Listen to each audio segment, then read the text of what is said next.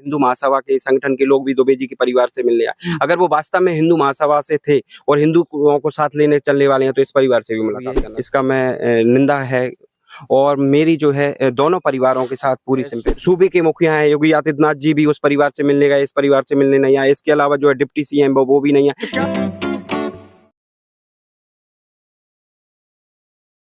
नमस्ते, मेरा नाम आनंद है। मैं इस समय देवरिया के फतेहपुर गांव में मौजूद हूं। ये वही गांव है, पीछे मेरे वही घर है प्रेम यादव का, जिनकी हत्या हुई है। उसके बाद से जो बवाल मचा, जो तमाम घटनाएं सामने आई, उससे आप अच्छी तरह से वाकिफ हैं।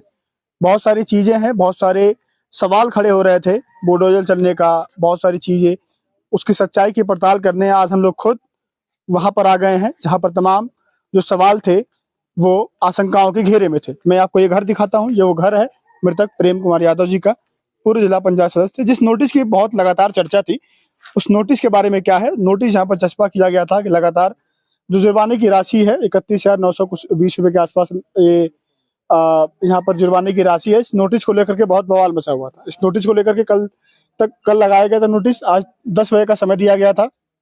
इस नोटिस को लेकर के बहुत चर्चा थी, क्या इस नोटिस के चस्पा होने के बाद घर पर बुलडोजर चलेगा, तमाम जो सवाल थे। लेकिन अभी भी कुछ ऐसा नहीं है। यहाँ पर देखते हैं कि शासन प्रशासन जो जिम्मेदारी है इनकी, ये बखूबी निभा रहे हैं। यहाँ पर शासन प्रशासन की यहाँ पर चप्पे चप्पे पर मुस्तैदी है।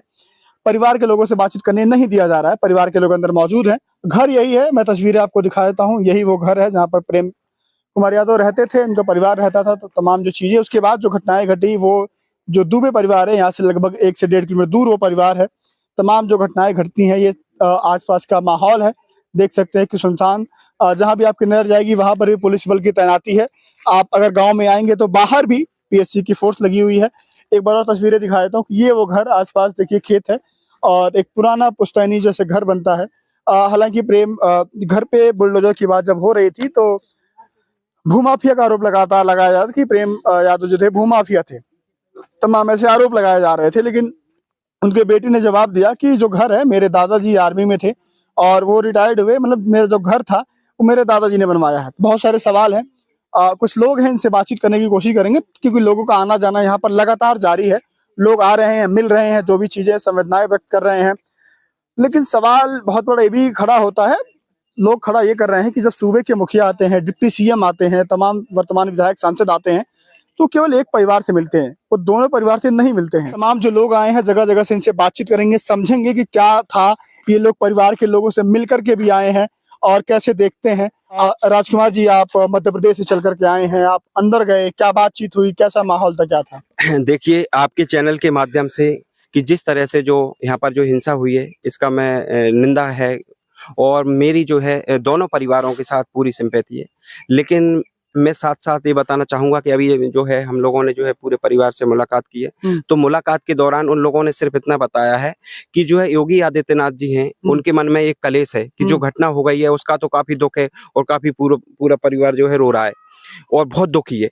लेकिन उनका ये कहना है कि जिस तरह से जो सूबे के मुखिया हैं, उन्होंने मतलब कहीं ना कहीं दुबे जी के परिवार से तो मुलाकात की, हम लोगों से मुलाकात नहीं की। तो इस बात का उन पूरे परिवार के लिए काफी दुख है और पूरी ये मान लीजिए। लगातार सवाल भी खड़े हो रहे हैं। यहाँ के वर्तमान विधायक, सांसद, डिप्टी सीएम ब्रजेश पाठक आते हैं, सूबे के मुखिया आते हैं, वो एक परिवार से मिलते हैं, दुबे परिवार से मिलते हैं, यादव परिवार से मिलने क्यों नहीं आते? क्या उन्होंने मान लिया है कि ये अपराधी यादव परिवार ही है? देखो, मैं आपको बताना चाहता हूँ कि जिस तरह से जो देश में हो रहा है, जो हिंदूवादी संगठन है ना, हिंदूवादी संगठन नहीं है, सिर्फ एक समाज, विशेष समाज की वो संगठन है।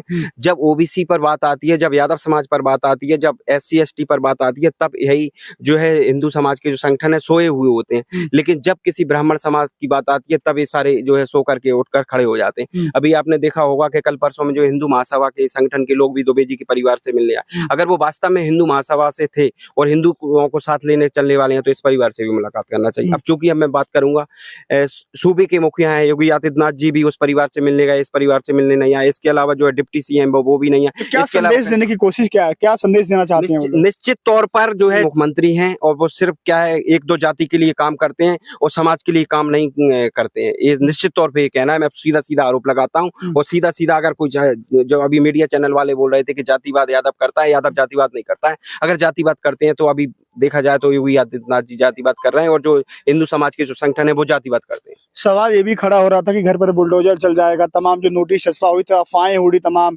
कि कुछ ऐसा होगा। कैसे देखते हैं कि बुलडोजर के लेकर के बातचीत हुई घर में, कुछ क्या की बुलडोजर हाँ, को लेकर? बिल्कुल बुलडोजर को लेकर के वो काफी दुखित हैं और उन्होंने बताया कि बच्चों का भविष्य का क्या होगा, इस तरह से वो काफी दुखी हैं। तो इसलिए जो है बुलडोजर चलने वाली बात है, तो आप ये मान लीजिए कि पूरे ओबीसी के संगठन से लेकर एससी एसटी समाज के लोग, यादव समाज के लोग एक हैं और वीर ही निर्माण सेना संगठन की ओर से मैं अपील करना चाहता हूँ सभी लोगों से, और मैं बताना चाहता हूँ कि इस तरह से जो है हम नहीं होने देंगे और हम एकता का परिचय देंगे और जो संविधान के अंतर्गत जो विरोध प्रक्रिया होती है हम उस तरह से हम विरोध किया जाएगा अगर इस तरह से इस परिवार पर किसी भी तरह की कोई आंच आए। कैसे देखते हैं, क्या आगे अब क्या देखते हैं, क्या संवैधानिक रूप से न्याय होगा कि फिर वही बुलडोजर वाला न्याय हो जाएगा?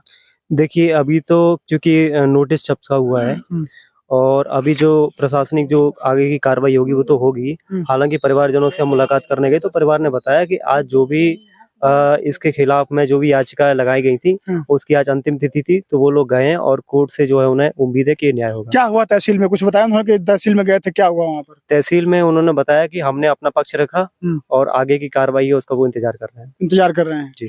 अब क्या कैसे देखते हैं आगे मामला कहाँ जाएगा, कैसे क्या दोनों पक्षों में समझौता होगा या क्या होगा, कैसे देखते हैं? देखिए मैं आपके चैनल के माध्यम से कैसे देखने की वाली बात तो ये योगी आदित्यनाथ जी के ऊपर है, क्योंकि सूबे के मुखिया वो हैं। तो वो अगर सही न्याय करेंगे, दोनों के साथ न्याय करेंगे, तो मुझे लगता है कि मामला सही ढंग से जो है सुलह हो जाएगा।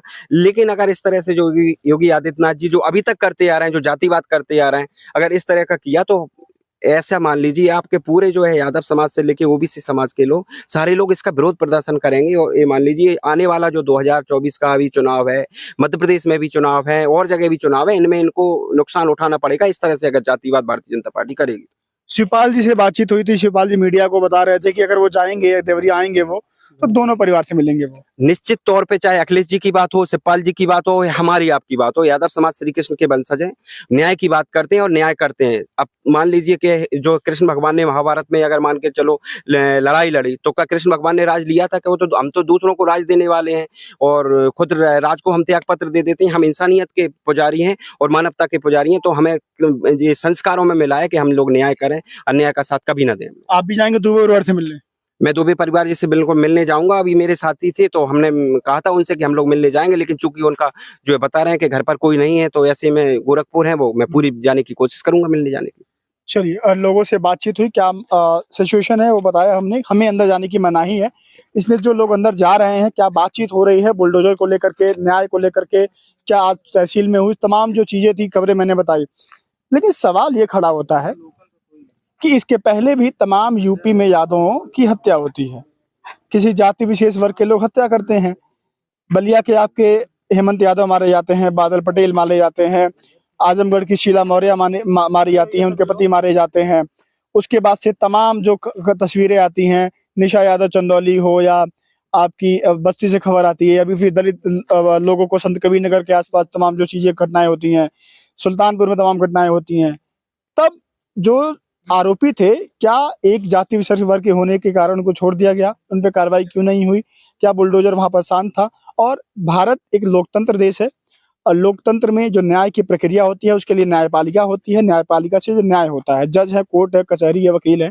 लेकिन क्या उनको ताक पर रख करके तमाम अगर न्याय करने का जो तरीका है, अगर बुलडोजर से न्याय होगा तो कब तक न्याय होगा? लगातार सवाल इस पर खड़े हो रहे हैं कि क्या बुलडोजर से ही न्याय होता है? क्या न्यायपालिका, तमाम जो और संगठनें हैं न्यायिक विधि की, क्या उनका काम धाम अब नहीं है? क्या माननीय जो न्यायालय वगैरह है, क्या उनको बंद कर देना चाहिए अगर न्याय बुलडोजर से ही होता है? सीरत ही मैंने आपको दिखाई। आपके मन में कोई भी सवाल होगा, कुछ भी आप जानना चाहते हैं तो हमें बताइएगा, हम यहाँ पर मौजूद हैं, हम आपको सवाल का जवाब देने की कोशिश करेंगे। फिलहाल के लिए नमस्कार।